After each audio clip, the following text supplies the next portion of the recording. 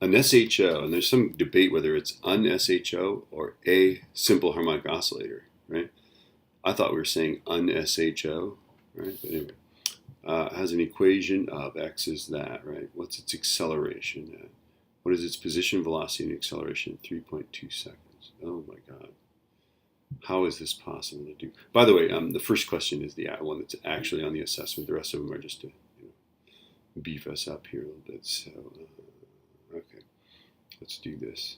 Okay, so what I'm going to do here, they're telling us a position, right? The formula that gives us, acceleration. Oh, okay, this isn't so bad. Okay, so for the first thing, I'm going to use this formula. A is negative omega squared x. Okay, we just have to figure out what omega is. They're telling us what x is, right? Okay, so from this formula, we got to figure out omega. Well, let me just give you this clue. If you look in your data packet, you'll see this formula. X is x naught. That's the amplitude, right? Sine omega t. Okay, you'll also see one that says it's x naught cosine omega t.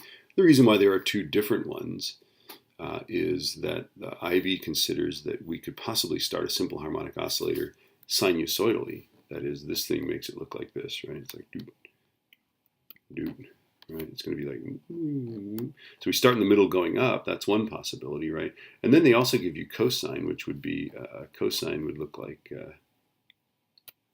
right? Starts here and goes down. Of course, this begs us to ask the question, couldn't we start part of the way down or something like that, right? Really, it should be just plus some shift angle or something like that, but I don't know, it's okay, it's all good.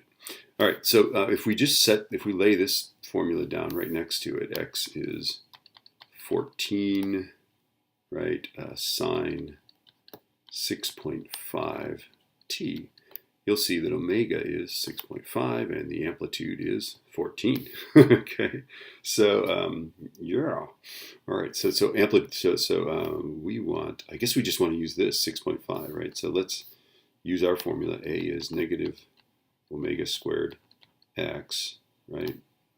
X is negative 8, and omega is 6.5. So acceleration is negative the opposite of 6.5 squared, right, times negative 8. It's going to be big, folks.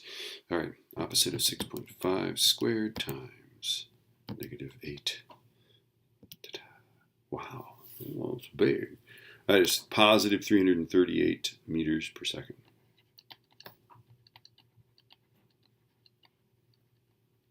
Right, and then, why is it positive? Let's just draw a little picture of this guy, right? Here is our oscillator. It goes back and forth. The center is right here, so here's x equals 0. Right here is x equals 14, positive 14. Here is x equals negative 14. Okay, all the time that it's over here. So when it's at 8, right, it's like about here. Okay, it's either moving this way or this way. We have no idea which way it's moving if we just are given this position, right? But at negative 8, for sure, the spring is pushing it back toward equilibrium. So if it's moving to the left, it's going slower and slower, and therefore accelerating positively. If it's moving to the right, it's going faster and faster toward equilibrium, and therefore accelerating positively. Okay, so yeah, all right, let's see. What is its position, velocity, and acceleration at 3.20 seconds? All right, as that is not as related to this as whatever, right? Let me just erase and just start with this, right? So I can just do this. X is 14 sine 6.5 times t. Okay. Now we can, if we look at this, this is x naught. This is omega. Okay. So if you look at the velocity for this guy, velocity is, the formula says that it's x naught times omega, right? Actually, they write it the other way around, but since multiplication is communistic, it doesn't matter, right? Commutative, that's the word. Okay, there we go. Okay, so this is our velocity, right? So our velocity is going to be 14 times 6.5. Whoa. cosine of 6.5 times t, right? And then, how do we get the acceleration? Well, acceleration is negative omega squared times x. This is x, right? Omega squared is this, right?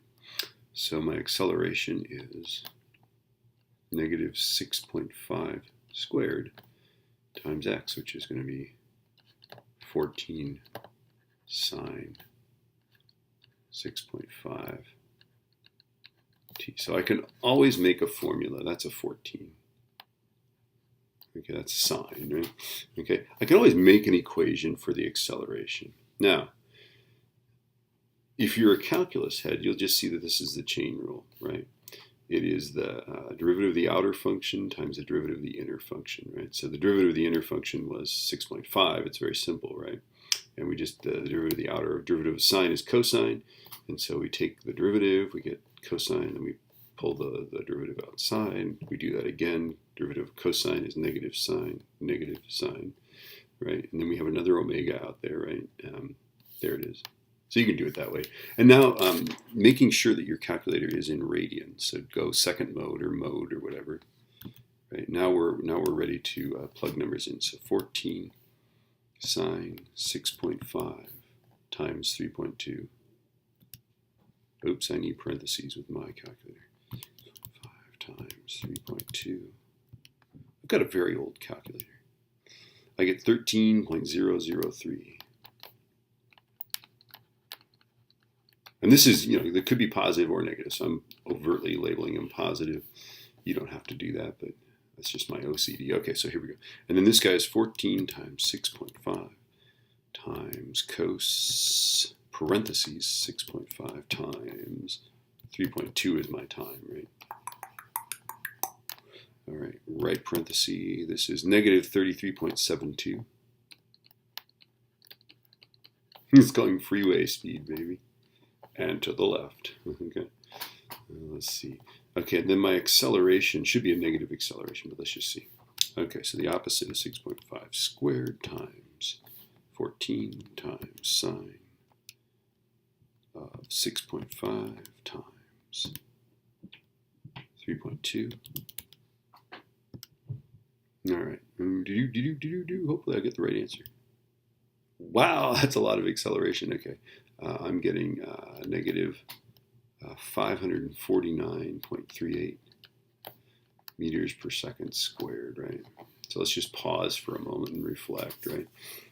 This thing at 3.2 seconds, right? It's got a period of about, a second, doesn't it? I think so, right? Anyway, so let's just imagine where this thing is, right? It's like,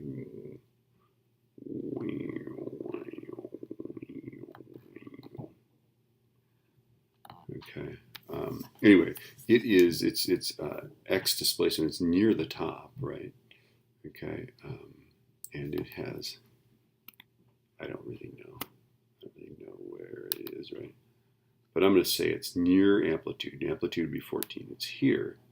It's on its way down, right? So it's moving down lickety split, right? It's actually pretty far out, right? The maximum speed that this thing goes is 6.5 times 14.